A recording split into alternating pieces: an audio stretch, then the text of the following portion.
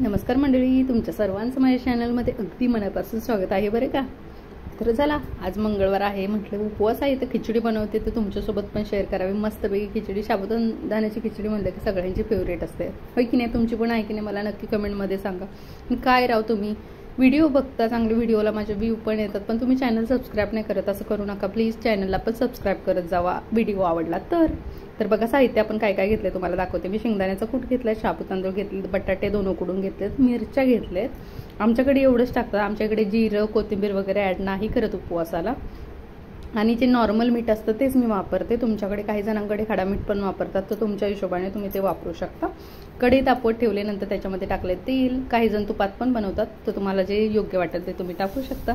त्याच्यानंतर मी तेल घेतलं, त्याच्यामध्ये मिरच्या टाकल्यात. मिरच्या चांगल्या थोड्या तळतळ देण्यासाठी आणि मिरच्या लवकर भाजण्यासाठी त्याच्यामध्ये टाकायचं आहे मीठ टाकून मिरच्या व्यवस्थित परतवून घ्यायच्या, मस्तपैकी हलवून घ्यायच्या.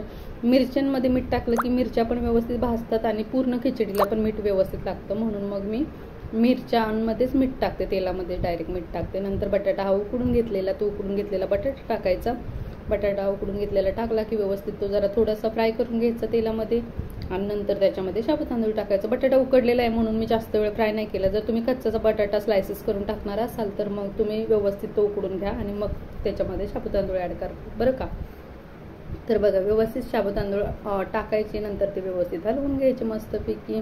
नंतर हलवून घेतली की मग नंतर त्याच्यावर झाकण ठेवायचं, पण त्याच्या आधी जरा शाबू तांदळाला थोडंसं व्यवस्थित वाफ लागू द्या, नंतर झाकण ठेवा.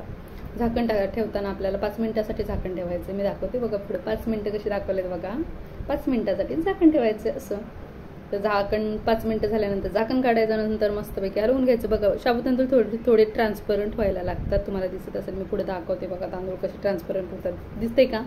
मस्तपैकी तांदूळ मऊ व्हायला लागले. लहान मुलं पण आवडीनं खातात आणि लहान मुलांना पण म्हणजे चावायला पण त्रास होत नाही. खिचडी खरं पचायला जड असते, पण तुम्ही जर व्यवस्थित खिचडी बनवली तर ती व्यवस्थित पचते सुद्धा. तुम्ही एकदा माझ्या पद्धतीने बनवून बघा, तुम्हाला नक्की आवडेल खिचडी बनवलेली. तर तुम्ही नक्की माझ्या पद्धतीने पण बनवून बघा बरं का. शेंगदाण्याचा कूट घालायचा आणि नंतर परत झाकण ठेवायचं. परत झाकण ठेवून 2 मिनिटं वाफ द्यायची खिचडीला. 2 मिनिटं वाफ दिली की मस्तपैकी खिचडीचे तांदूळ अजून मऊ होतात, शाबू तांदूळ अजून मऊ होतात. बघा, तुम्हाला दिसत असेल, दिसते की नाही बघा.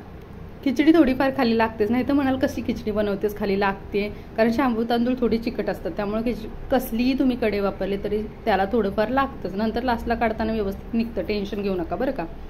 तर बघा, आपली व्यवस्थितपणे खिचडी मऊसूद अशी तयार झालेली आहे. दिसते की नाही तुम्हाला? मऊ सुट्टी मोकळी सुटसुटीत होते.